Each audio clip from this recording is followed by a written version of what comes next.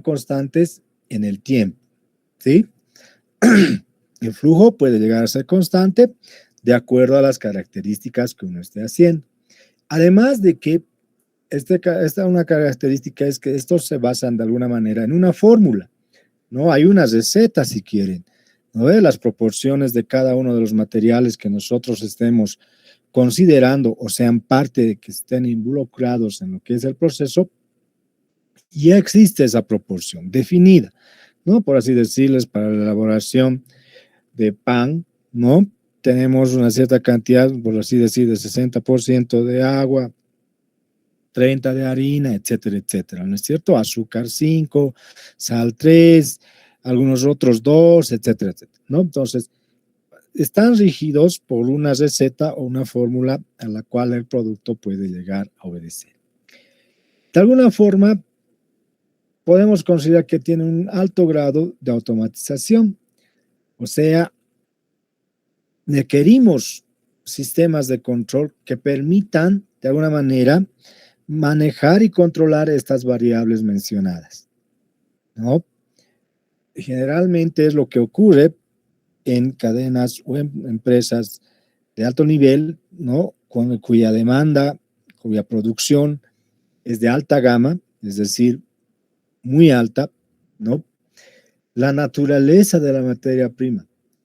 Generalmente hablamos de líquidos o gases o polvos o granulados, ¿sí? Entonces, ¿en cuál de estos ustedes están enfocando? O si tiene estas características, el producto que ustedes van a analizar, me la van a ir clasificando y obviamente decir el porqué de esta clasificación.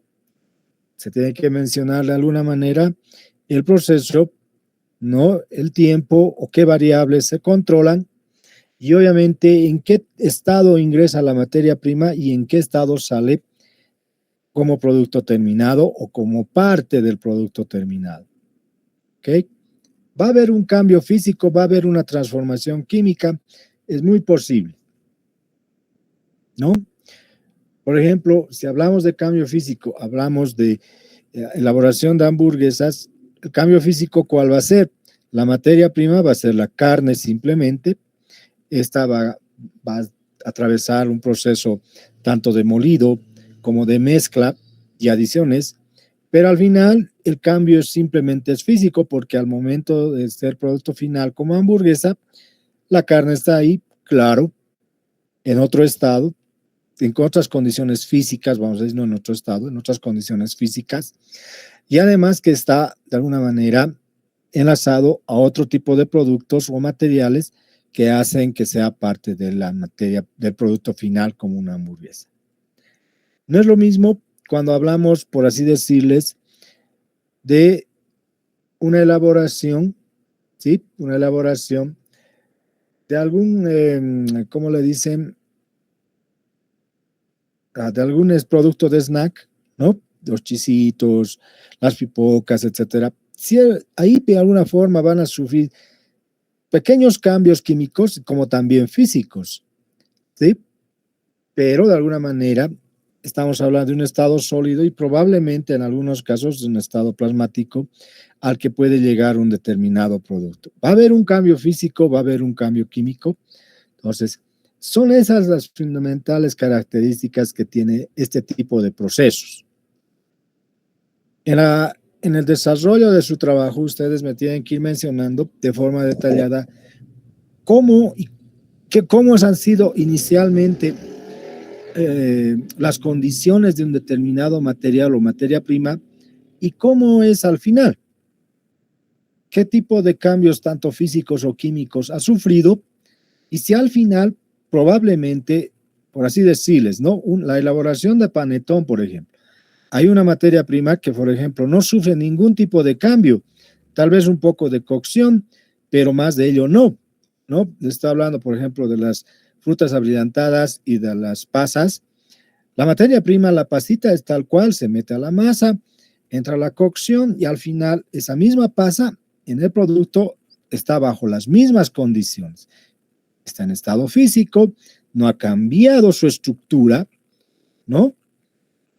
Y entonces puede llegar a ocurrir ese tipo de fenómenos de un determinado material o materia prima que es parte de un producto final. Lo mismo con las frutas abrillantadas, ¿no es cierto? Están ahí, están en un estado físico, tienen un color, un sabor, lo que ustedes deseen. Al final, en el producto final, se ve con las mismas características.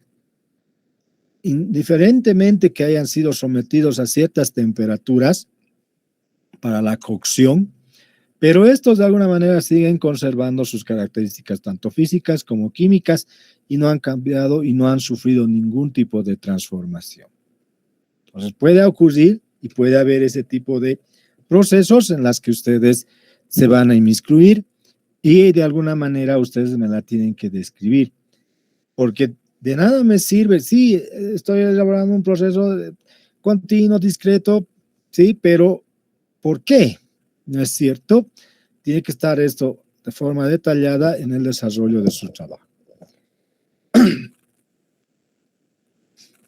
¿Cuándo podemos darnos cuenta y saber si podemos aplicar este tipo de procesos? Porque de alguna manera hay muchos productos que tal vez no necesitemos que tengan o que no sean sometidos a este tipo de procesos, ¿no? Más al contrario, podemos trabajar de forma discreta y se da esa situación. Fundamentalmente, cuando se puede presentar un aspecto de alta demanda, tal vez en el proceso la posibilidad de hacer pausas sea casi nula. El aspecto de la uniformidad que puede llegar a ser un requisito de un determinado producto. ¿Okay? Cuando hablamos de alta demanda, estamos hablando de economías de escala muy alta. Por ejemplo, el azúcar tiene una demanda alta, el cemento, el papel, ¿sí? Podemos hablar incluso del pan, ¿no es cierto? De nuestro pan normal, no estoy hablando de los panes especiales o en bolsa, ¿sí? Entonces, de alguna manera ustedes, inclusive dentro de esto de economías de escala, podrían estar las gaseosas de alguna forma, ¿sí? Incluso las bebidas alcohólicas, pero por cuestiones éticas nosotros no podemos llegar a hacer un análisis de las bebidas alcohólicas, ¿ok? En la que probablemente la pausa sea nula en un determinado proceso o que no se recomiende realizar una pausa, ¿no? En la que la transformación no debiera de ser interrumpida por ningún motivo. A esto se llama lo que es una reacción química, ¿no? En la panificación, por ejemplo, nosotros no podemos dejar, cuando empezamos a hacer ya un producto, el pan, una vez que se elabora, se hace la mezcla, etcétera, se pone a madurar, pero hay un determinado tiempo de maduración, ¿sí? Si nosotros interrumpimos ese proceso en ese punto, ¿qué es lo que va a ocurrir con nuestra masa? Ya no va a tener las mismas características, ¿no es cierto? Ya va a ser totalmente diferente a lo que se requiere para la elaboración de pan y posiblemente al momento de usar es nuevamente después de un tiempo que no era prudente, la elaboración con esta masa al final posiblemente ya no sea el mismo producto que nosotros estemos buscando. ¿Sí? Entonces, ahí de alguna manera no se recomienda realizar pausas. ¿Sí? Entonces, hay que tomar en cuenta esas pequeñas consideraciones en las cuales nosotros tenemos que establecer cómo la vamos a clasificar. Cuando hablamos de uniformidad, estamos hablando de la homogeneidad del producto. ¿Sí? En una gaseosa podemos observar ese aspecto. Obviamente esta homogeneidad de alguna manera tiene que ser visible para nosotros o para el consumidor final, ¿no? Si bien esta característica o esta aplicación es un poco ambigua, porque, como les decía, del panetón, por ejemplo, no creo que cuenten el número de pasas, ¿no? Por así decirles, panetón, cada panetón tiene que tener 10 pasas, ¿no? Eso es realmente, no creo que se lo haga así, ¿no es cierto? Incluso con el número de frutas abrillantadas es complicado. hace una mezcla homogénea, que en teoría es homogénea, pero que de alguna manera en algún determinado producto, un panetón, el número de pasas del panetón 1 va a ser totalmente diferente al número de pasas del panetón 2, por más que sea una simple, ¿no es cierto? Pero bueno, eso para nosotros no es visible para el consumidor, ¿sí? Porque viene empaquetado, está en una bolsa, además de que tiene un forraje interno, ¿ok? Cuando lo vemos, cuando abrimos el empaque, sacamos y vemos, ¿no es cierto? Y cortamos y efectivamente ahí vemos que tiene frutas abrillantadas, tiene pasas, etcétera. Y en algunos casos tal vez una insignificante pasa que esté en todo lo que es el panetón. Se puede dar esa situación. Lamentablemente hay productos que tienen esas características, ¿no? Y que obviamente a la vista del consumidor es visible, ¿no? Incluso podemos llegar a desconformarnos en el hecho, digamos, de decir, no encontrar ni una triste pasa en nuestro planetón cuando en la fotografía nos dice que sí tiene, ¿no? Entonces, ¿se puede dar esa situación? Claro que sí, ¿ok? O es que alguna vez no les ha pasado a ustedes, ¿no? En un determinado producto nos dicen tal y al final vemos que posiblemente no haya, por diferentes factores, no es que lo hagan hecho con dolo, ¿no? Sino que simplemente se ha dado esa situación, ¿no?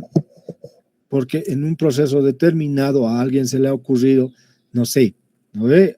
Se tenía que colocar pasas y posiblemente, digamos que teníamos que colocar 2 kilos de pasas para 2 quintales de harina, pero posiblemente no había esa cantidad suficiente, ¿no es cierto? Tal vez solo había 1,5 kilos o 1 kilo y con eso lo colocaron y obvio la distribución de este material o de esta materia prima no va a ser la misma que, por así decirles, de un lote anterior que sí tenía los 2 kilos de pasa. ¿Ok? Entonces, tenemos que analizar bajo esas circunstancias el producto que nosotros estemos haciendo de estudio. ¿Ok? Los procesos discretos, ya estos de alguna manera, van más enfocados a un aspecto de productos ensamblados o que los materiales o las materias primas sean totalmente independientes unos de los otros al momento, ¿no es cierto?, de elaborar un determinado producto. Es decir, yo puedo tener un proceso intermedio, dejarlo un tiempo prudente para una siguiente opción, o este mismo producto de alguna manera puede ser parte de otro producto para la elaboración. ¿Sí? Entonces, se basan en la fabricación de unidades individuales o artículos claramente identificados, como les decía, indiferente, ¿no? Totalmente independiente uno del otro, ¿no? Para su elaboración.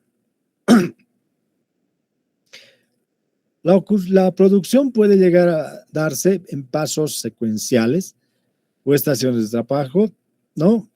Donde se puedan ensamblar los componentes necesarios para la formación de un producto. Esto claramente se da en las computadoras, ¿no? En los televisores, en los refrigeradores, de alguna manera, incluso en los vehículos, ¿no? Se ensamblan.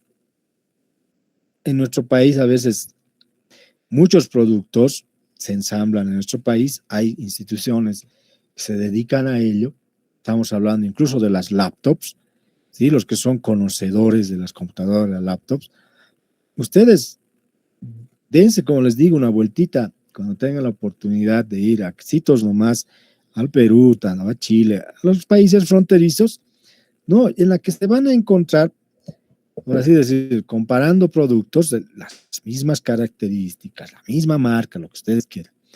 Pero hay productos que se ensamblan en nuestro país, como las laptops, como les menciono. Hay que tener mucho cuidado, hay que ser muy conocedor, la verdad. Incluso a mí me engañaron, pero, ¿no? Hay que ser muy conocedor. No es comprar por comprar, porque el vendedor nos puede decir que, bueno, es original. Y uno que desconoce ese aspecto, claro, va a decir, sí, sí, parece original, ¿no es cierto? Pero este aspecto de los ensamblajes, de alguna manera, tiene un alto riesgo, ¿no?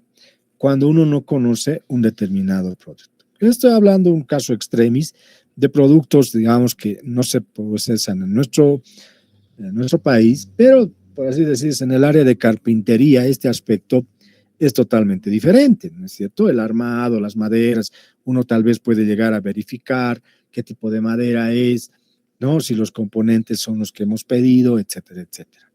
Sí, las características del producto, todo ello podemos de alguna manera darnos, ¿no es cierto?, los mecanismos necesarios y poder decir si es o no original.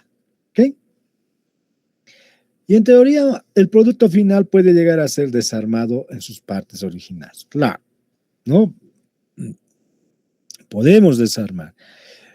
Por ejemplo, los celulares, eso es lo que hacen, ¿no? Han debido ver que en muchas tiendas o muchos talleres en la que es reutilizar los materiales, ¿no? De un determinado celular antiguo, lo que ustedes quieran, este puede ser parte, ¿no? De otro producto actualizado, obviamente, y los reutilizamos, ¿no?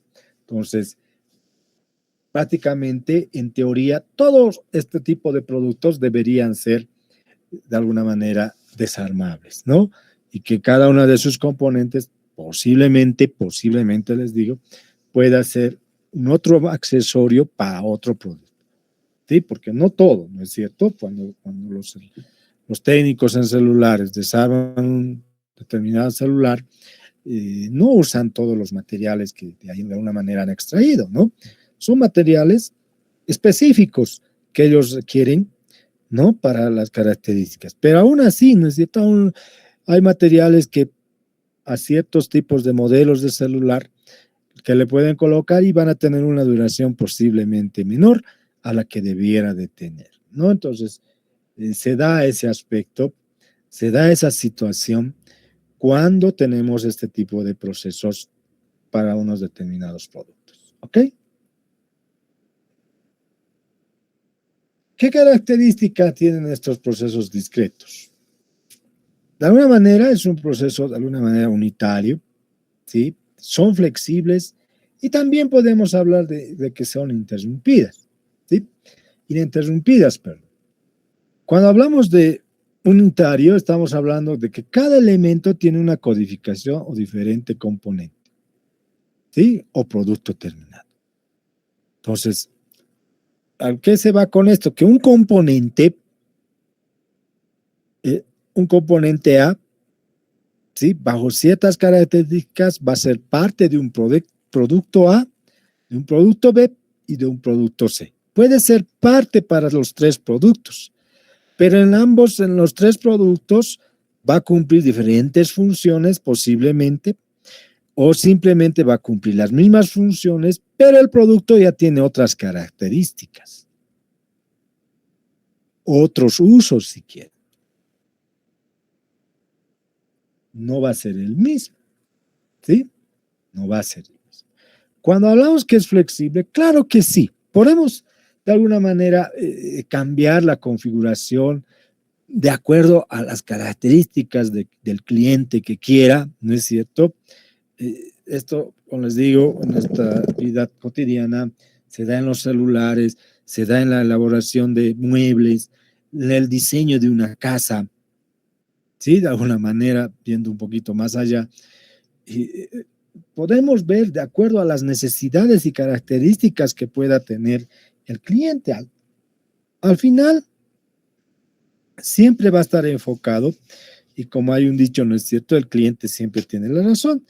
Indiferente que el producto sea o no bueno, pero los requerimientos que el cliente tiene, obviamente nosotros de alguna forma los tenemos que cumplir, porque esos son sus requerimientos, ¿no?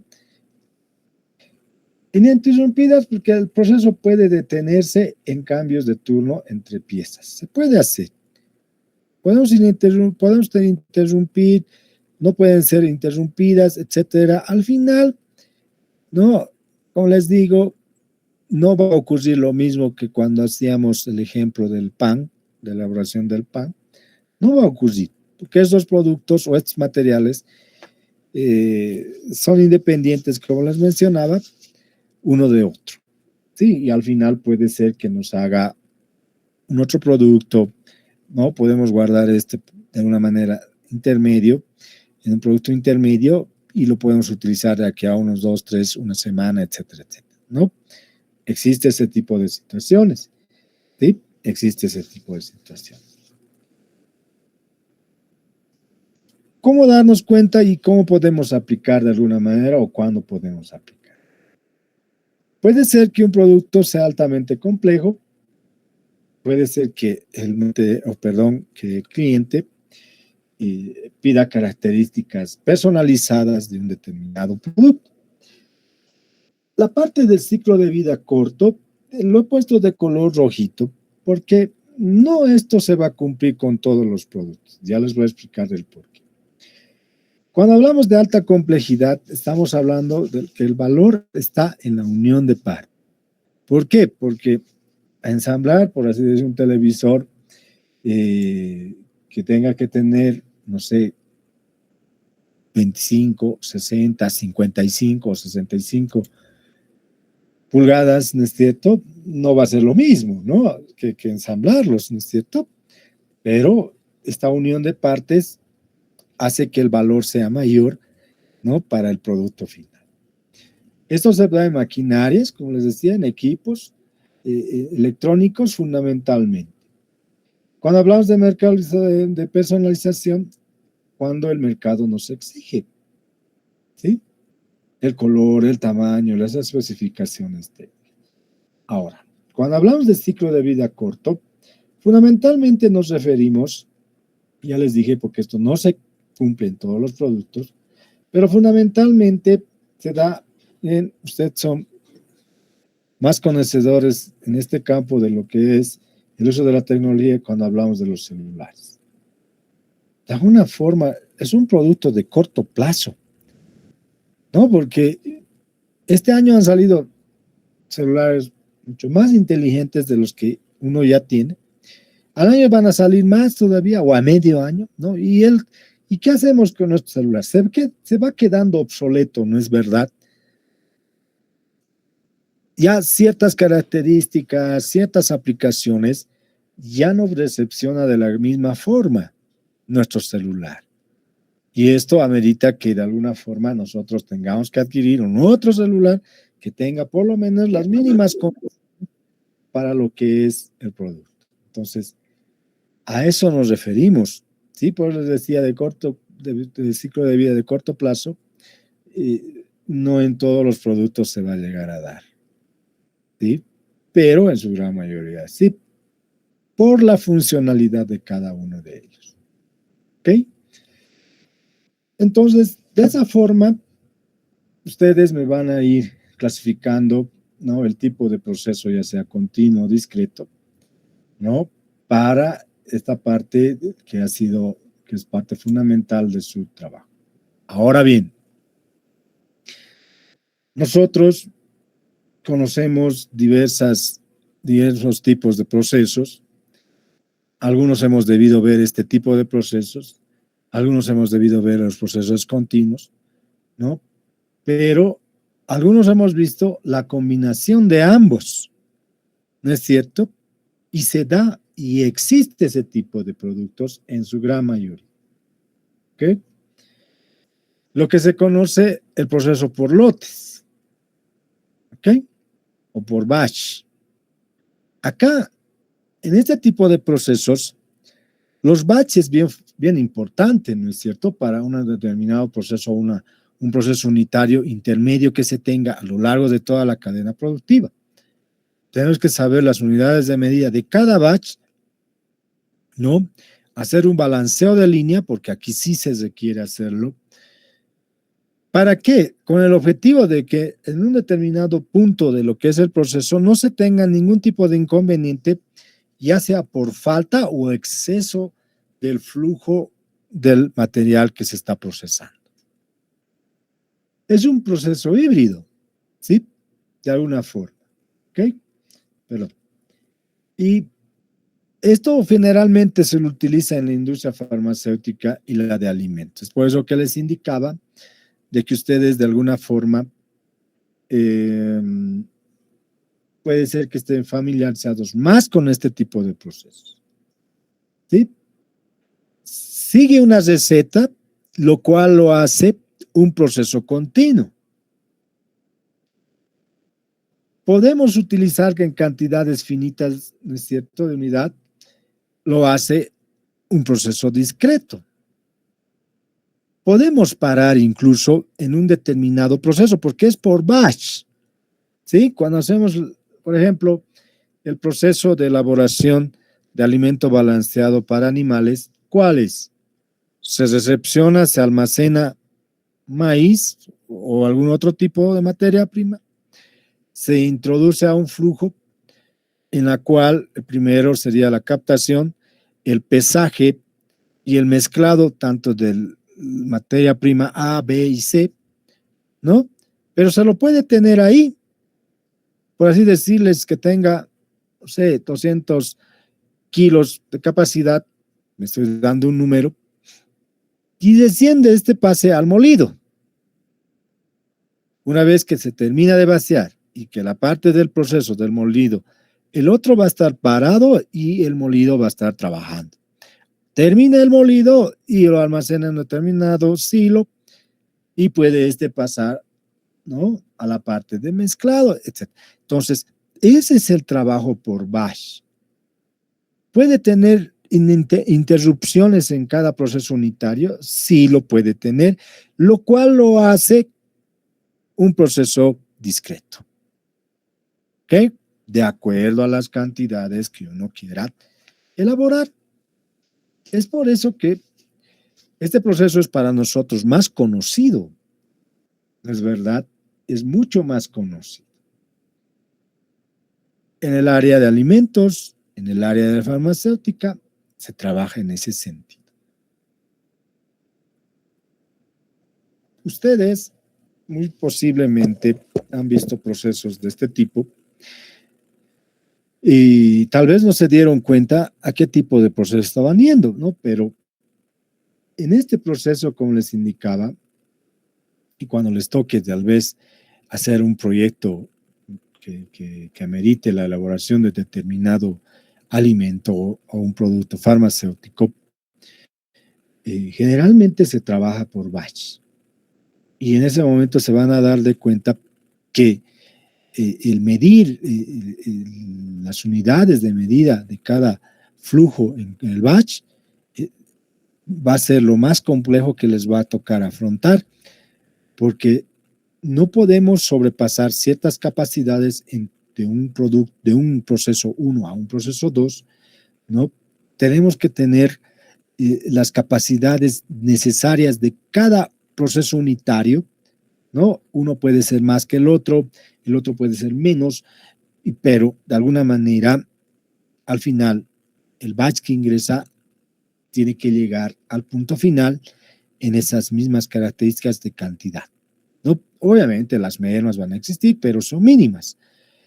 Ahora, este tipo de procesos también generalmente se da en procesos que de alguna manera la mayoría de sus procesos está automatizado, ¿sí? Y el control simplemente se da ya sea en el flujo, ya sea en la temperatura, ya sea la presión y los niveles, ¿no?, que puedan tener en cada una de las tolvas, en cada uno de los silos que están siendo utilizados para su análisis.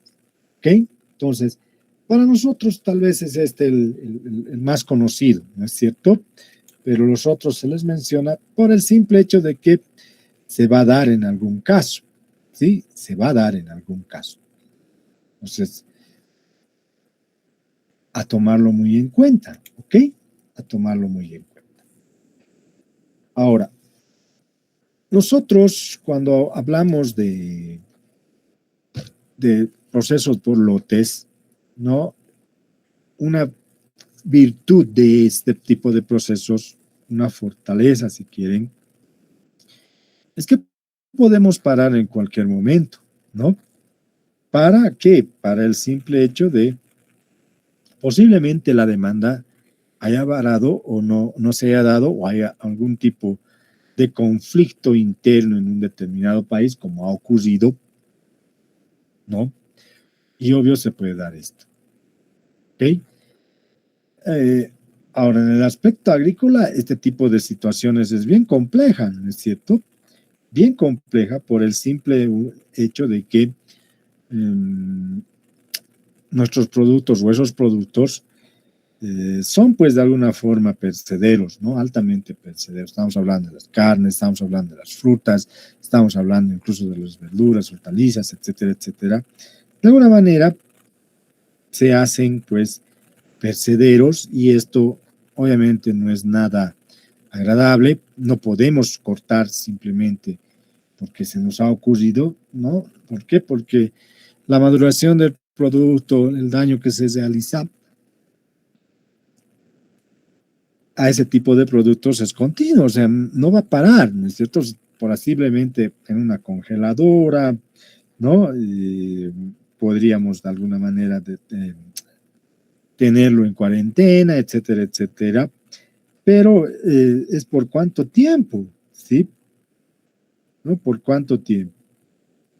Entonces, al final, nosotros tenemos que ver si estamos dentro de ello y tenemos que ver también cómo podemos de alguna manera amortiguar los cambios, fenómenos que puede llegar a tener. ¿Sí? Cuando hablamos de un proceso híbrido, ¿no? Generalmente hablamos de una planificación de largo plazo, podría ser, ¿sí? Una planificación de largo plazo. Y obviamente puede llegar a tener ciertos aspectos en cuanto a presupuesto, etapas y requisitos, ¿no es cierto?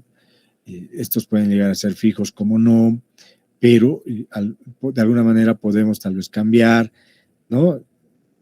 Pueden ser de alguna manera ágiles en su ejecución a través de un software, etcétera, etcétera, ¿no? O sea, de alguna manera podemos ser previsibles también con el modelo, ¿no?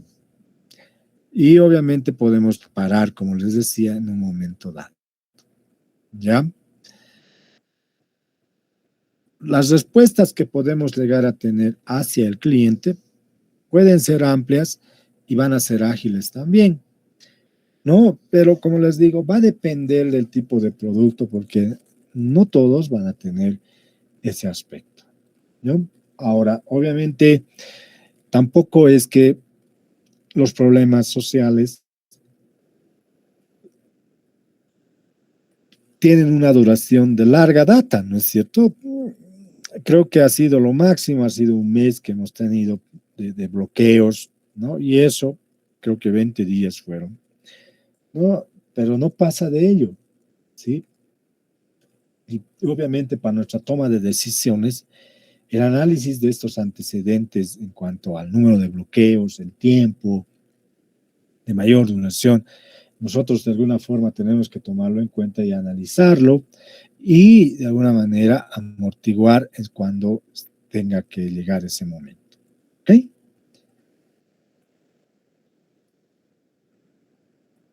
Bien, cuando mencionamos el hecho de, ¿cómo se dice? La programación de justo a tiempo. Este término, de alguna manera, lo tienen ya conocido, ¿sí? De alguna forma. Eh, pero lo que quiero, de alguna manera, ahora es darle un enfoque más a lo que es la programación de procesos, ¿sí? Eh, el método tradicional, digamos, de programación, ¿cuál es? ¿No? Es empujar la producción y basadas en un pronóstico, ¿no? Eso es lo que generalmente se hace, ¿no? Basarnos en un pronóstico de datos históricos, en base a datos históricos, ¿no? Y proyectando de alguna manera la programación, ya sea de materiales, de equipos, maquinaria, de recursos humanos. Pero hoy en día el justo a tiempo ya utiliza lo que se llama el pull o tirar para adelante, ¿no? Que esto va a estar en función fundamentalmente al orden del cliente, es decir, los requerimientos del cliente hacen que se active nuestra cadena productiva. Si esto no existiera, no pasaría absolutamente nada. Es por eso que se habla de tirar, ¿no? Esto hace que tire la cadena o el proceso productivo y al final lo que va a hacer es que satisfaga las condiciones del cliente, ¿no? En la programación de justo a tiempo vamos a volvernos a topar con lo que es inventarios o costos de inventario. Cuando vean, por ejemplo, ahora ya vamos a hablar de los inventarios en proceso, ya no tanto como materia prima o como producto terminado, más al contrario, en proceso. ¿Sí? Es algo, una característica, si quieren, que nosotros tenemos que adecuarnos y a manejar. Al inicio de este curso yo les decía, la esencia de nosotros como industriales, la esencia básica es el análisis de costos. Nuestro mayor fuerte en todas las áreas, indiferentemente de que uno esté en proyectos, esté en la banca, esté en la industria, esté, no lo sé, en la minería, la esencia que nosotros tenemos, ¿sí? Es ese análisis de costo, ese análisis crítico de costo en diversos aspectos y diversos puntos dentro de la cadena productiva. ¿Sí? A alguien le va a topar y estar y sufrir esta bonita experiencia que en su momento ya la sufrí el año 2014, ¿no?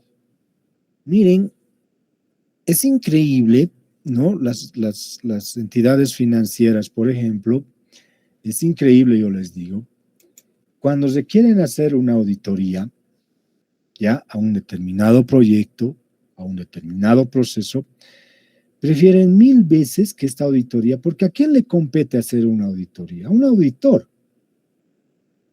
¿sí? A un auditor. El auditor lo hace, claro que sí, pero de alguna manera, miren, yo les digo, los auditores de alguna forma no es criticar, tal vez alguien tiene sus papás, etcétera, es que tal vez tienen ese tipo de herramientas y esa funcionalidad. Pero se han ido dando cuenta en las instituciones que una auditoría, un industrial lo puede hacer mucho mejor. Porque de alguna forma nosotros somos bien meticulosos en el análisis de los costos. Siempre tratamos de ir más allá y encontrar el porqué de cada una de las cosas. Pueden estar respaldadas, porque el auditor eso hace, mientras estén respaldadas, todo corre y mientras todo sea legal, todo corre. Pero nosotros tratamos siempre de ir más allá. Obviamente, no todos vamos a tener esa virtud de ir, ¿no? Y hacer una auditoría. Pero, como les indicaba, en las grandes instituciones a veces prefieren que haga el análisis alguien de nuestra área, de nuestro rubro, porque es una de nuestras mayores fortalezas. Y se van a encontrar ustedes, yo estoy más que seguro, en el ámbito laboral, que en algún momento van a requerir hacer esto. La mejora continua es algo que siempre cada organización va a requerir realizar. ¿Con qué fin también se hace una mejora continua? La mejora continua es la esencia de ¿qué? De los sistemas de calidad. Está basada, ¿no es cierto? Todos los sistemas de calidad están basadas en la mejora continua. Es por eso que nosotros hablamos del justo a tiempo, porque el justo a tiempo también establece ciertos criterios de mejora continua. Por eso analizamos, ¿no? Si se han ido dando cuenta ustedes, planificación 1 y 2 rescata muchas herramientas que han llevado en materias diversas, pero herramientas esenciales, específicas, que hacen que se enlacen con las otras para la aplicación. Antes, por ejemplo, se hablaba mucho en los proyectos de grado de lo que es gestión empresarial. Hoy en día ya no mucho, pero he vuelto a ver en las últimas defensas, ¿no? No muchos, obviamente, creo que de 100, uno, pero están volviendo a esa esencia porque tal vez el mercado, las organizaciones requieren de este aspecto, es muy posible, ¿sí? Y es por eso que también se están presentando este tipo de proyectos después de mucho tiempo, ¿ok? Entonces, si se han dado cuenta, estamos extrayendo herramientas, partes, temas específicos que de alguna manera ustedes ya tienen cierto grado de conocimiento y que ahora simplemente estamos enlazando, ¿no? Armando el rompecabezas para tener un producto final. ¿Ok? ¿¿Tiene otras características? Claro que sí. No, acá, por ejemplo, en Gusta Tiempo no vamos a hablar lo mismo que en ingeniería de métodos, ¿no es cierto? Vamos a hablar desde otro punto de vista, ¿sí? Vamos a hablar desde el punto de vista de costos, de inventarios en productos en proceso, de requerimientos de materiales, tanto con limitaciones y sin limitaciones, que pueden llegar a ocurrir en un determinado proceso. ¿Ok? Entonces, miren, este tipo de situaciones se las da, ¿no? En diversos ámbitos de nuestra área, de nuestro rubro, ¿no? Y eso es lo bueno, por eso les decía, el ingeniero industrial es tan polifuncional que puede estar en diversas áreas, diversos rubros. Lo único que a nosotros no a todos, pero a algunos les cuesta un poquito ambientarse, por decirles una semana, 2 semanas, pero a otros días lo pueden tranquilamente ambientarse a las 24 horas, ¿no? Entonces, existe ese tipo de situaciones que podemos llegar a ver, ¿no? Y obviamente se van a dar y ustedes la van a palpar. ¿Por qué les menciono todo esto? Ya les he dicho, ustedes están a un paso de salir de la universidad, están a un paso de ser colegas nuestros como nosotros en todos los ámbitos y obviamente ya tienen que ir pensando bajo esa lógica, ¿no? De análisis, de crítica, ¿no es cierto? Para que no nos pillen en curvas si quieren, ¿no? En un momento dado cuando ya estemos. Posiblemente muchos de ustedes ya trabajen, es muy posible, ¿sí? Porque a veces ocurre, ¿no? En un proceso ya de egreso, ya mucha gente ya está en una actividad trabajando, ¿no? A mí me ha tocado, por ejemplo, cuando ya egresé, ya saqué mi certificado de egreso, sí, me fui a trabajar un determinado tiempo y volví después recién a hacer la defensa. Sí, va a haber muchos de ustedes también que van a estar en ese entorno, ¿no? De tratar tal vez ya de forma inmediata generar recursos, ¿no? Porque tal vez por necesidad o que simplemente se le ha presentado una oportunidad y obvio, esas oportunidades no se llegan a perder, ¿sí? Entonces, es por eso que hablamos de este tipo de características en cuanto a la programación, ¿ya? Como les digo, no es que a alguien se le ha ocurrido, pero esto yo he visto, ¿no es cierto? Y ha dicho no, pero acá estamos tratando de enlazar con las otras actividades a fin de crear una programación, un software, un sistema, si quieren, que abarque áreas específicas. Obviamente acá podemos aplicar otras herramientas, claro que sí, pero depende, ¿no es cierto? Ya les he dicho, de cómo sea el proceso, qué recursos, tanto financieros como de infraestructura, cuenta tu empresa, tu organización, etcétera, etcétera. En algunos casos se van a dedicar al diseño de plantas, sí, que es otro tema bien amplio. Para ello, lo único que nos falta es ciertos tipos de métodos matemáticos en la resolución y análisis, ¿no? Para poder estar ya un poco, tal vez, completos en el diseño, ¿no? Y de alguna manera ahí ya podemos enfrancar. Pero No es inalcanzable, como les digo, son herramientas que se van a ir acoplando cuando lo necesitemos, porque así funciona, así funcionamos nosotros, ¿no? Esa es, como les decía, nuestra característica, ¿no? Esencial, ¿no? De que podemos adaptarnos en diversos actores, en diversas situaciones, y obviamente cada uno ya se va a ir especializando en diversas áreas, ¿ok? Como les decía, a diferencia del modelo tradicional, que era el push, que generalmente esto de alguna manera en planeamiento uno lo han visto porque se maneja en base a pronósticos, en una estimación, ¿no es cierto?, en base a datos históricos, ¿ok? Entonces, se puede dar, claro que sí, y tienen que ver ese análisis ustedes si lo tienen o no en la actualidad a través del diagnóstico que tienen que realizar, ¿no? Una observación general de cómo está actualmente y qué posibles situaciones nosotros podríamos aplicar, ¿no? Para la mejora de ese determinado proceso. ¿Ok? Bien. Cuando hablamos de un sistema de operación de justo a tiempo, tengo que considerar estos 4 aspectos, de alguna manera, ¿no? Uno, de alguna forma, perdón,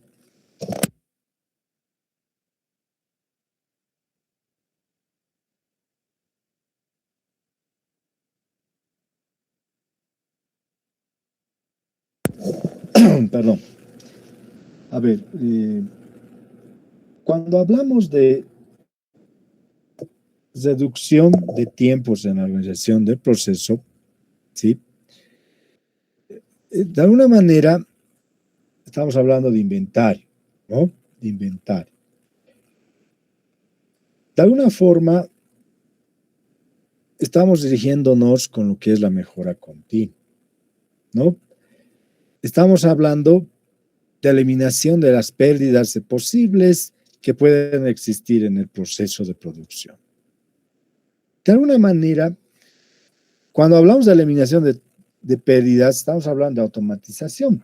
Los procesos, de alguna manera, que cuentan con una automatización, las mermas, los residuos, etcétera, son mínimos, aunque ustedes no que estamos hablando de entre 1 y 3% de desperdicios, ¿no? Más es el tiempo, van a ver en los procesos de automatización, más es el tiempo, ¿no?, que se emplea en el aspecto de carga, descarga o de alguna manera activar nuevamente un determinado proceso.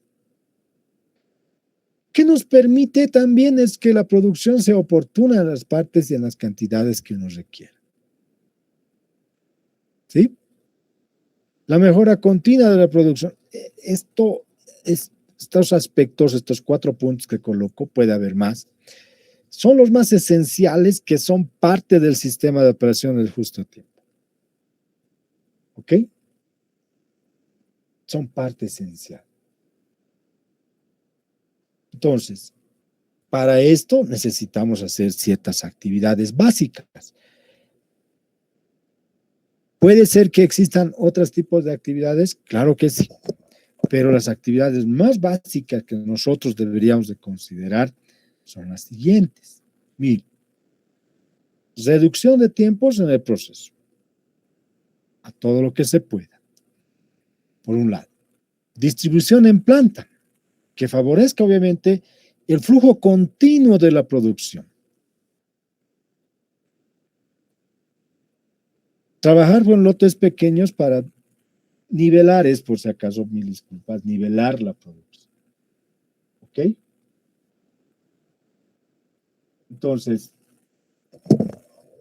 ¿por qué trabajar en lotes pequeños y simples? Al fin de, digamos, estandarizar de alguna manera un proceso, ¿no?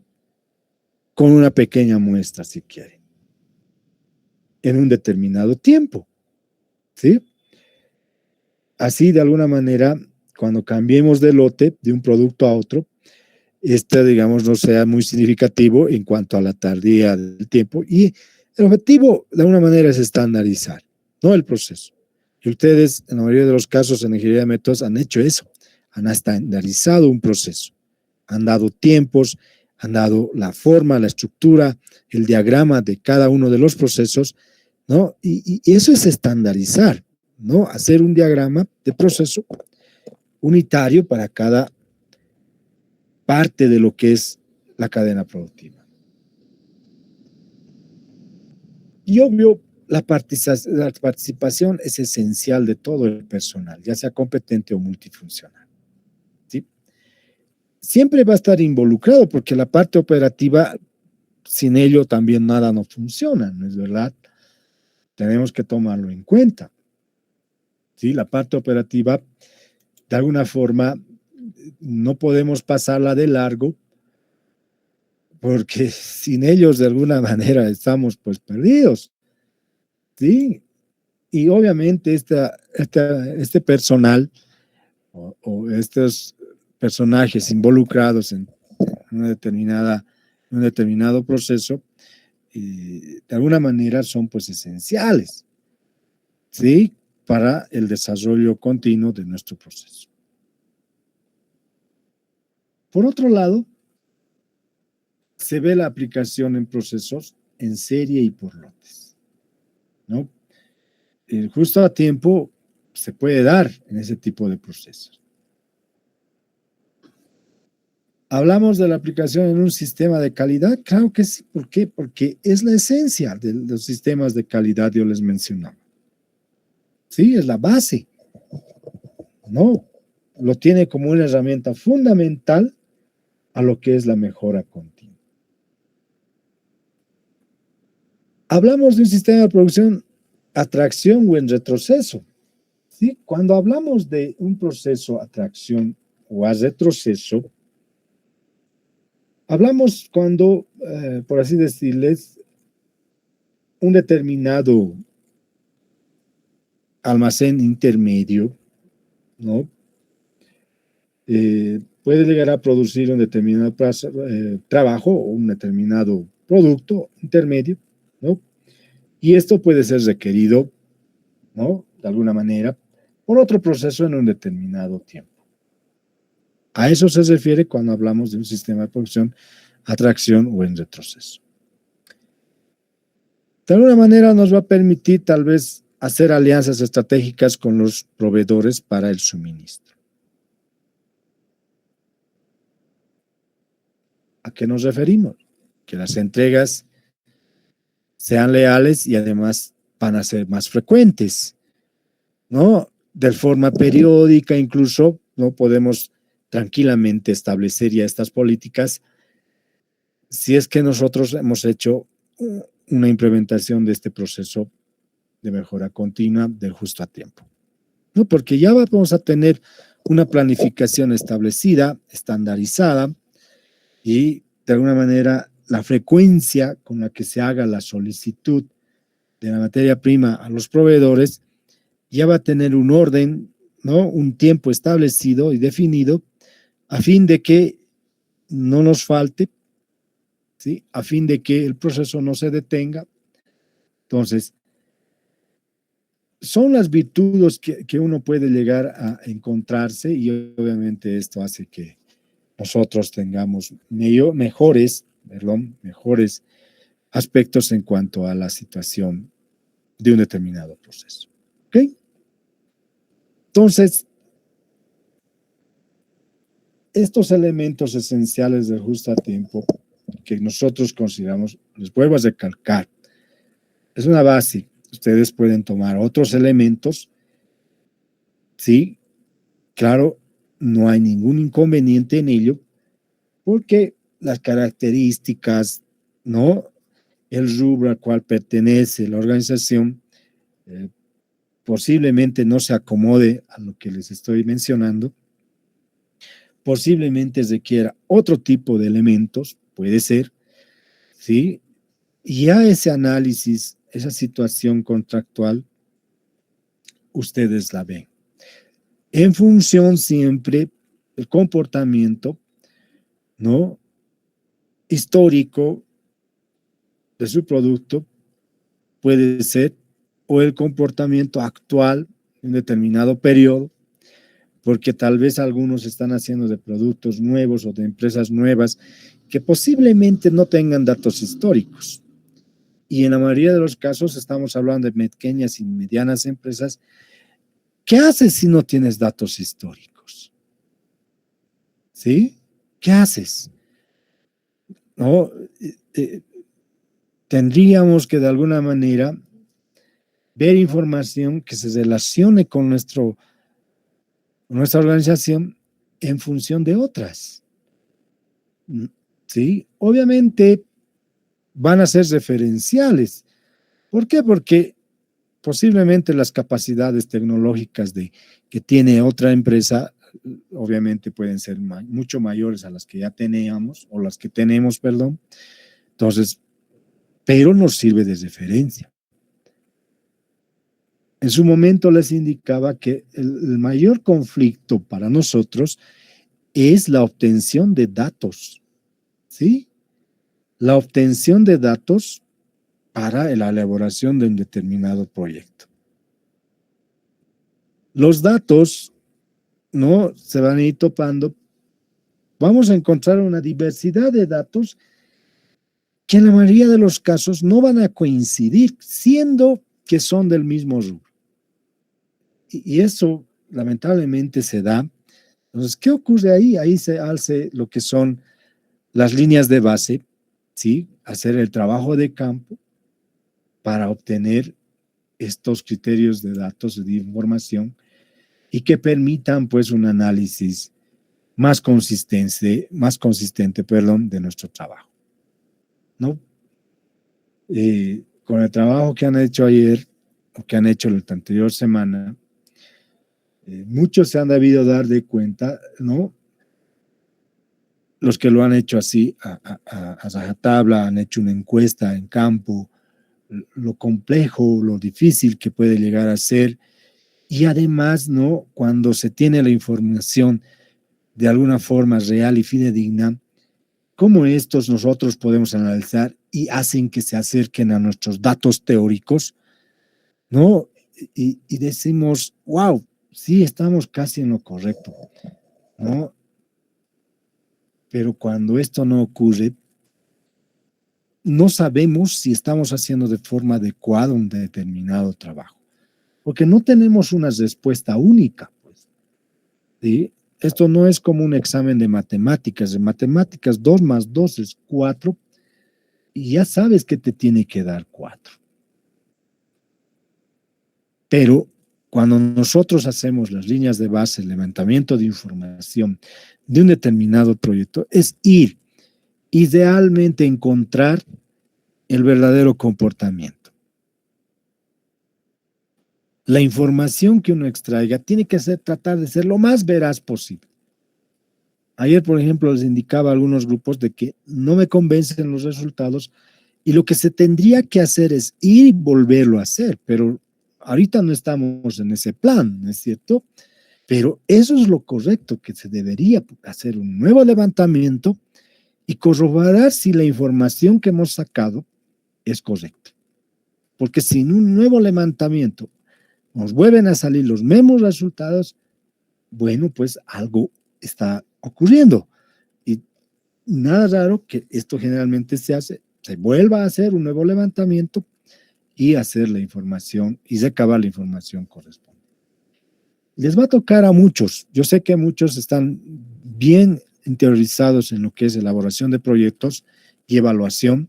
Entonces, ahí la información, como les decía, tiene que tratar de ser lo más fidedigno posible, ¿no? Cuando hacemos un estudio de mercado, cuando hacemos un estudio de beneficiarios directos e indirectos, estos datos tienen que ser lo más próximos a lo real. Obviamente no les estoy diciendo que ya hay una comunidad, hay 5 niños, 5 niñas, y esa es la realidad. Posiblemente no sea tanto así, ¿no es cierto? Pero es tratar de asemejarnos lo más posible a una realidad. ¿Ok? Entonces, es por eso que se toma muy en cuenta en todos los ámbitos lo que es la mejora continua, lo que son este tipo de situaciones, de sistemas, perdón. Vamos a hablar ahora del costo de inventario de un producto en proceso. ¿Sí? En una anterior clase habíamos hablado de la valoración, ¿no?, de los productos que se tenían en inventario, pero ya esto como un producto ya se ha terminado, ya de materia prima u otro, pero terminado. Ahora nos toca hablar del costo de inventario de un producto en proceso. ¿Sí? Para esto, el análisis que se realiza toma 4 aspectos. ¿Okay? Que el costo de la organización del proceso y almacenamiento de los inventarios, un primer costo. ¿Sí? Se da también cuando el cambio de un producto a otro, ¿no?, amerita un cierto costo. ¿Por qué? Porque posiblemente esté relacionado con el tiempo o el operario, ¿no? Cuánto tiempo está varado y qué costo amerita. ¿Sí? La de almacenar productos en proceso. Claro, o sea, un producto que está en almacén y está en proceso, obviamente amerita un costo también. De alguna manera no considera el costo de escasez o agotamiento, que en el anterior ejemplo, en un ejemplo anterior, sí se ve, ¿no es cierto? Sí, de alguna manera puede ser penalizado, ¿no? O en algún caso no. Pero alguien le preguntaba, ¿no? ¿Qué use? Y decía, ¿no?, que si puede haber forma interna. Sí, puede dar una forma interna, puede haber una penalización, etcétera, pero acá no lo vamos a tomar en cuenta porque es como hacerse un harakiri dentro de la organización, ¿no es cierto? Y lo cual, digamos, no es nada agradable. Entonces, nosotros vamos a considerar este costo de inventario de producto en proceso. Vamos a analizar cómo o qué variantes podemos tomar en cuenta, porque existe una diversidad de variantes que se pueden tomar en cuenta también, y muchas organizaciones la tienen bien establecida y definida, este tipo de acciones, ¿no? Obviamente en los productos, en las empresas de servicio, esto no está tan establecido, ¿no? ¿Por qué? Porque al ser de servicio, es como decir, ponerle a un delivery que espere un momento, ¿no? Y que mañana vas a ir, etcétera, ¿no? Pero lo cual no es así. No estoy siendo un poquito tal vez drástico en el ejemplo, pero más o menos se plantea desde ese punto de vista. ¿Ok? Vamos a considerar algunos aspectos, ¿no?, de lo que es estas características para lo que viene a ser el análisis del producto o del costo de inventario del producto en proceso. Cada uno de ustedes va a identificar, posiblemente tengan productos en proceso y obviamente este aspecto lo van a ir definiendo de acuerdo a las características. Se pueden dar en 4 ámbitos, ¿ya? Uno que es la reducción de inventarios de productos en proceso. El otro es la nivelación de la producción de los procesos, que se va a dar igual. El otro es las operaciones sincronizadas, que viene a darse fundamentalmente de mezcla de productos con capacidades limitadas. Y el último, que serían las operaciones sincronizadas de mezcla de productos con disponibilidad de material restringido. ¿Okay?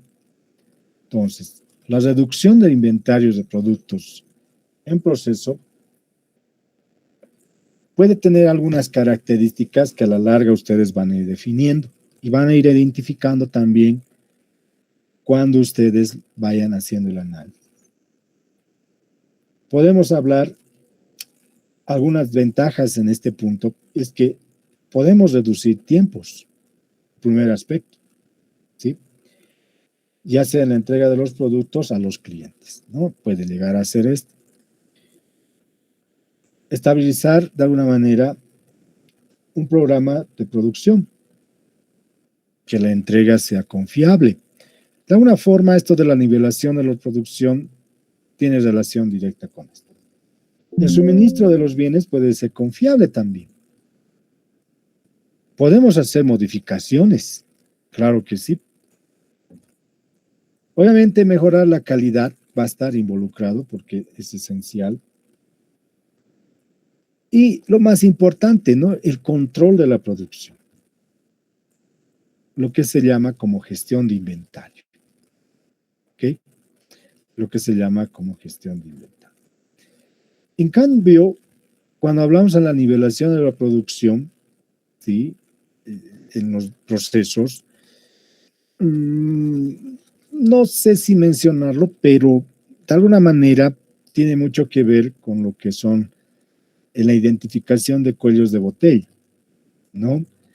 La nivelación asume de que los cuellos de botella no puedan llegar a estar presentes en un determinado proceso. ¿Ok? Acá hablamos de lo que es tracción o retroceso, como les mencionaba anteriormente, ¿no? De alguna manera, cada operación unitaria puede producir, ¿no?, lo que requiere el otro proceso. A eso se refiere este punto. ¿Ok? Ahora, va a ir enfocado siempre a la mejora continua, todos esos aspectos. Cuando hablamos de operación sincronizada, ya estamos hablando ya a un nivel más amplio de lo que es la producción, ¿no? Si bien los cuellos de botella pueden llegar a existir, ¿sí? Pero al hablar de sincronización, ¿sí?, tenemos que hablar de varios factores, ¿no? Podemos hablar de un sistema de programación y un control de producción, ¿sí? Porque cuando hablamos de control estamos sincronizando, ¿no?, ciertas operaciones que se pueden dar. ¿Ok? Las competencias y capacidades, obviamente, en los trabajadores va a ser bien importante para la sincronización.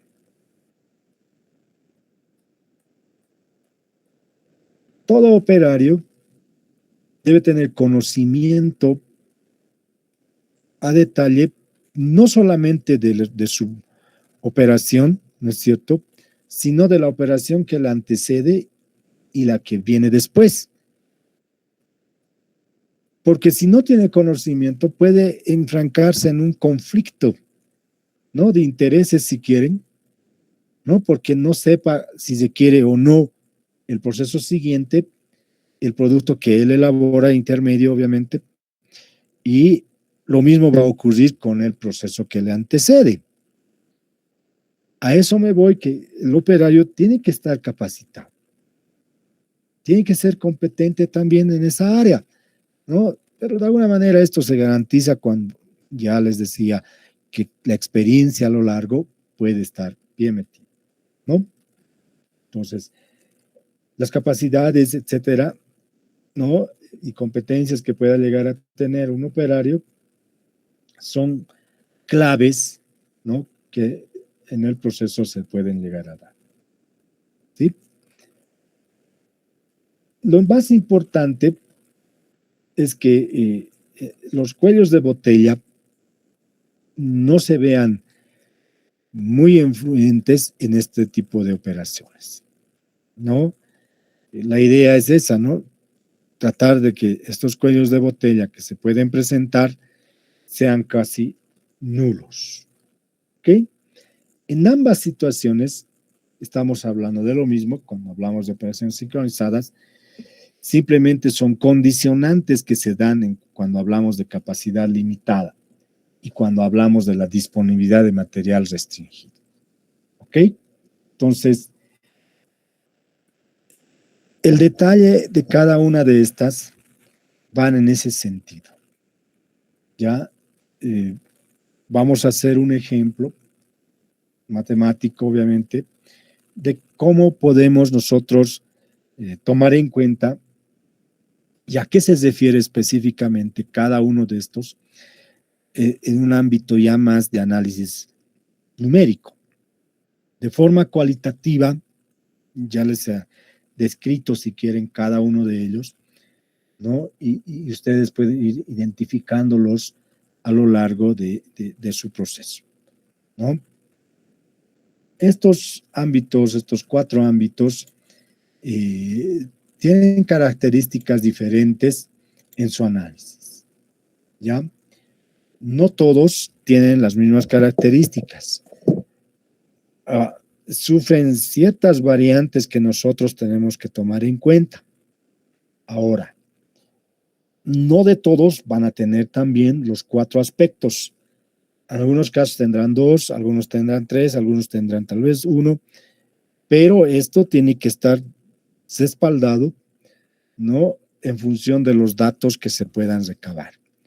Entonces, de alguna manera, yo ya voy a ir viendo, es por eso que les decía, la mayoría de las empresas grandes que hay en nuestra ciudad, el proceso de alguna forma yo ya los conozco, ¿sí? He tenido la oportunidad de ir a varios de esos y conozco, no voy a decir en un 100%, pero los conozco como base.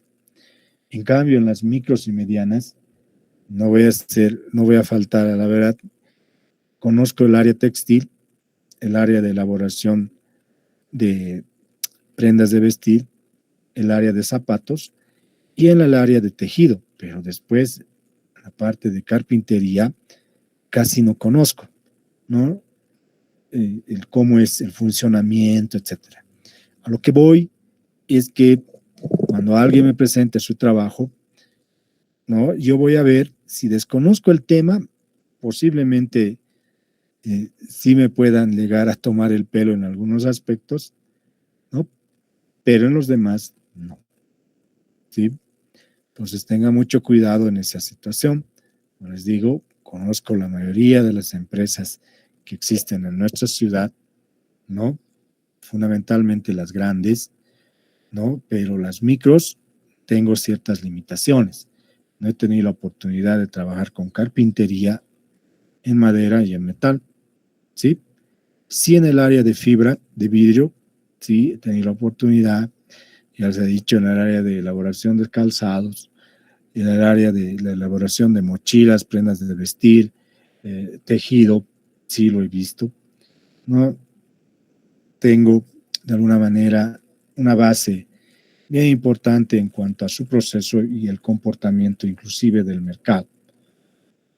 Obviamente no actualizado, pero sí el comportamiento del mercado. Entonces van a tener mucho cuidado, por favor, al momento de presentar también su trabajo, ¿no? Para que ustedes no tengan ningún tipo de reclamo al momento de la nota final también, ¿no? Como quien dice, hay situaciones en las que uno puede conocer y en otras no. No puedo decirles yo conozco todo, eso es casi difícil de decir, ¿no? O sea, ¿por qué? Porque no sería nada recomendable que yo diga en ese sentido. Puedo hablar de muchas cosas que conozco. De las cosas que no conozco, lamentablemente no las van a escuchar de mí, ¿no? De personas que conozco puedo hablar. De personas que no conozco, obviamente no tengo ni por qué hacerlo. ¿Ok? Entonces van a tener mucho cuidado en esa situación. ¿Ok? Para ello, como les indicaba, mañana vamos a hacer unos 2 o 3 ejercicios de esta parte, ¿ya? Y en función de ello, ustedes van a elaborar también o lo van a acomodar, si quieren, a la estructura que ustedes tienen. Lo que sí, hay varios tipos de softwares que pueden utilizar para esta parte, para la parte de programación. Bienvenido. Lo único que quiero es que esté el análisis en función a cada temática que se les esté dando, ¿no? Les decía, muchas organizaciones ya tienen establecidas a través de un software, ya sea externo o interno, elaborado por la misma organización, que tiene el uso, ¿no es cierto?, y el control de sus procesos. La cervecería, por ejemplo, en la mayoría de sus casos está automatizado, cuenta con un panel de control y obviamente ahí se puede llegar un operario y simplemente hace el control correspondiente. Sobose lo mismo, han debido tener la oportunidad de ir, ¿no?, a Cementos Viacha y es prácticamente igual, ¿no? Desde lo más mínimo hasta lo mayor, hasta el producto terminado, ya está automatizado. A la elaboración de ladrillos en Iserpas, lo mismo, han debido incluso ver que sus hornos de dotación están totalmente automatizados. La mano del hombre es casi nula, ¿no es cierto? Incluso en el área de, ¿cómo se dice?, de carguío, ¿no es cierto? Ya está automatizado. No es necesario, ¿no es cierto?, que una persona vaya y cargue, acomode incluso, ¿no? En algunas situaciones sí hay una persona que está sobre el vehículo acomodando simplemente, pero el carguío ya no, ¿no? Y ahí de alguna forma el estibado del producto prácticamente ha desaparecido, ¿no? Al igual, si han tenido la oportunidad de ir a Cochabamba, a Pollo Simba, es lo mismo, ¿no? Está casi automatizado todo el proceso, ¿no? Desde el pelado de la gallina, el lavado, la limpieza, etcétera, prácticamente casi. Si bien todavía hay la mano del hombre, es porque tal vez hay que hacer ciertos aspectos en cuanto al desplumado, etcétera, y al desmenuzado del pollo, sí, pero después no, ¿ok? O sea, varios procesos de varias industrias conocidas, obviamente, y grandes, que ya tienen establecido un área totalmente automatizada. Ni que hablar de la Coca-Cola, ¿no es cierto? Ni que hablar, hablando de la PIL, hablando de plasmar, etcétera, es lo mismo, ¿no? Estamos hablando de industrias que tienen un software ya totalmente, de alguna manera, algunos tienen nacionales, algunos tienen que traen del extranjero, obviamente, ¿no?, que les hacen cierto grado de capacitación y en función de ello el personal tiene las competencias necesarias. La mayoría de los productos de ensamblado en cuanto a automatización las traen del lado brasilero, mediante lo que es las industrias de Santa Cruz, ¿no? Y van a ir viendo cómo estos se van ensamblando. Y miren, les cuento una anécdota, tal vez a alguien se les va a ocurrir meterse en el área de elaboración de maquinarias. En Santa Cruz se conoce porque se dedican mucho y son muy capísimos en la agroindustria. Miren este fenómeno, ¿no? La mayoría, una buena parte, no voy a decir la mayoría, una muy buena parte de los equipos y materiales que tienen allá en Santa Cruz, en el área agrícola, ¿no?, en la agroindustria, los hilos, la parte de los molinos, ¿cómo se dice?, las tolvas, etcétera. Eh, Hay un lugar, no recuerdo ahorita el lugar, me van a disculpar, que es una colonia de menonitas, ¿no? Las elaboran ahí, ¿ok? Las elaboran ahí. Y los menonitas, ¿no?, como antes, ¿no?, rústicamente, pero así lo hacen. Y es otro mundo, ¿no? A mí lo que más me ha sorprendido, digamos, no era eso, sino que la colonia tal y cual como es, ¿no? Han debido escuchar de las colonias menonitas, es real eso, ¿no? De que todavía ellos tienen que caminar, andan en sus carretones, algunos sí tienen carretones con moto, pero, ¿no? Y el orden, cómo se manejan ellos, ¿no? Uno va a una colonia menonita, no es como nosotros, pues yo les aseguro que alrededor de tu calle hay mucha basura. Ellos no, ¿sí? Hay un orden, ¿no?, que ellos tienen para poderse manejar como colonia. Entonces, miren, ¿no?, cómo uno va aprendiendo a lo largo de todo un tiempo, ¿no? Y ve ese tipo de situaciones que a nosotros nadie nos lo dice, ¿no? Nosotros vemos acá, porque acá en el Alto hay tornerías, ¿no? Hay capos, conozco muchísimos, les estoy hablando camino a Villadela, hay un sector en el cual están las tornerías, igual hacen ahí tolvas, hacen molinos, ¿no es cierto? Y incluso mezcladoras, etcétera, etcétera, de acuerdo a las características que uno pide. Pero uno cuando, a ver, si le pides un silo, no sé, te está hablando de 500 toneladas, acá no te lo hacen, ¿sí? Pero allá sí lo hacen como si nada, los menonitas lo elaboran, lo hacen, lo arman, etcétera, ¿no? Y molinos gigantes que tengan un flujo al menos estamos hablando de 8 toneladas por minuto, lo hacen, ¿no? O sea, son situaciones que uno va a ir viendo, ¿no? Va a ir viendo y como les decía, cuando ya salgan de la U, el mundo es gigante.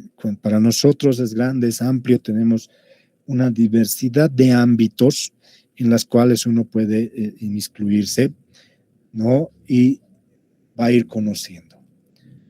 Sí, va a ir conociendo este mundo, o van a ir conociendo el mundo que es grande para nosotros. Por eso les digo, esa es una de nuestras virtudes, somos bien polifuncionales. Ya podemos estar en diversas áreas y desenvolvernos, claro, en un tiempo determinado en cuanto a ambientarnos. A algunos nos cuesta más, a algunos les cuesta menos, pero al final, es cierto, nos ambientamos y lo hacemos de lo mejor posible, siempre, ¿no? Esa es, digamos, la esencia que nosotros tenemos, ¿ok? Entonces, vamos a dar continuidad a lo que hemos estado haciendo ayer con las exposiciones. Vamos a terminar acá con esto. Y de alguna manera, mañana vamos a ver esta parte en cuanto a ejercicios. Posiblemente hasta el miércoles a una media clase terminemos ya este capítulo o tal vez mañana lo terminemos. Pero el examen del día viernes es hasta este capítulo, ¿ok? Si bien el jueves tal vez empecemos el capítulo número 4, posiblemente, pero no va a ser parte de lo que es este primer parcial, ¿ok? El primer parcial es hasta este capítulo, ¿no? Como les he mencionado, vamos a acabar, posiblemente lo acabe mañana, posiblemente, hasta ahí va a ser el examen, ¿listo? Bien, antes de empezar, voy a llamar lista, ¿ok? Tikona Tarki Maicon.